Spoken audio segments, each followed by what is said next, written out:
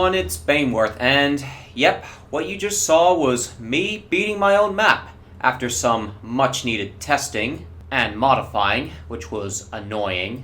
So, to make a long story short, I had a go at making an FE2 map, and then I abandoned it for quite some time, and then I came back to it and finished it off and even wrote the event script, and then I left it again. But things have changed now, and I'll get to that later. Now you can see in there in the starting area that there's 2 layers of lava. One of them isn't even lava yet.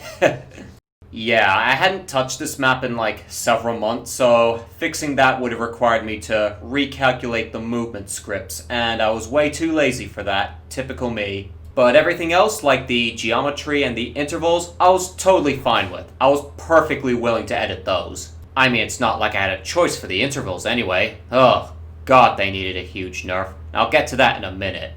Anyway, the quality of this map, if I'm being honest, is pretty poor. The overall color palette isn't very broad, to say the least, and some parts are kind of lazily put together even. Look, you can even see a hole there. I don't even remember it being there. Yeah, even the mountain looks like crap. There isn't even anything in it if I remember correctly. Yeah, nothing. It's an extinct volcano. Yeah, I established a long time ago that I'm not exactly much of a builder in Roblox. But I'll get to more on that soon, because right now I want to talk about all the changes I made when testing. And boy, were there a lot of changes I needed to make in order to get the map to flow the way I wanted. So let's start at the beginning. So this area here was a lot shallower than it is now. I had to lower it because you could get out with just the first step. And you see these 2 steps right here. The first step was just high enough that you could jump up to the exit without needing the second step. Of course, that's way too easy, so I made this whole area deeper and the 2 jumps higher. So now, getting out actually requires effort. Okay, moving on to the area with the first 2 buttons. Now, there seems to be a bit of a collision error with this union right here. There's a negative part sticking out where you land, and I don't know why that is. And this one here you could easily jump up to, and you still can, but it's a lot harder now. And no big deal if you're playing solo. These rocks here used to be a lot closer, you could easily skip the first one. I think I moved these about 4 times before I finally fixed it. And these 2 ledges here used to be the same color as the wall, so they were kind of hard to see, so I made them a different shade of brown. What else? Oh, this part here. This middle block here seals the wall jumping, in case anyone's wondering. When I first built this map, the ceiling was a lot lower. Getting out of the wall jump was really awkward, so I had to raise it. Also, the lower wall jump is kind of pointless now, but it is there to let you know there's a wall jump. Yeah, that's something, I guess. Even if it's not what I intended. Anything in here? Oh, this was annoying to fail because the lava initially didn't work. Yeah, fixing the event script was a bit trial and error. Alright, another annoying part of this map. It's not visible right now, but this ladder. Because of the way the model was built, if you even slightly touch the rail, you'd fall into the lava. This makes the jump deceptively long, and pretty annoying if you mess it up. Also, these 3 rocks right here, I probably should have made them gray so they'd contrast with the lava a bit better. Oh well. And these parts here, yeah, these parts are fine. They worked out okay. Okay, on our way to the last part. Oh yeah, this room right here. First thing I'll say, I think I made it a bit too small. And the ceiling is really low. Alright, this torch right here on the left, it used to be right here. Obviously it got in the way of the box, so I had to move it.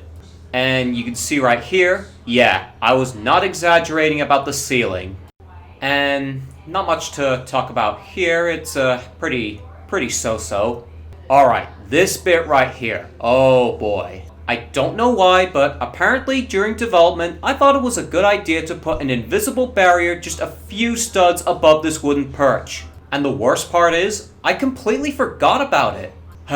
Of course, this brilliant little design choice made the level unbeatable, so obviously I had to fix it. I raised the barrier much higher, and I even lowered the perch a little bit to make the jumps less awkward. And that's pretty much it. Those are all the changes I made to the model. I also had to nerf the flood quite a bit, because it rose way too quickly at certain parts. Yeah, I was quite surprised at that. So, yeah, as I said earlier, I wasn't that much of a builder in the past. In fact, when I first started making this, I made a bit of a rookie mistake and made all the basic geometry first before adding any of the aesthetics. And that's why some parts look so primitive and bland. That's the whole map in a nutshell, really. It's pretty basic.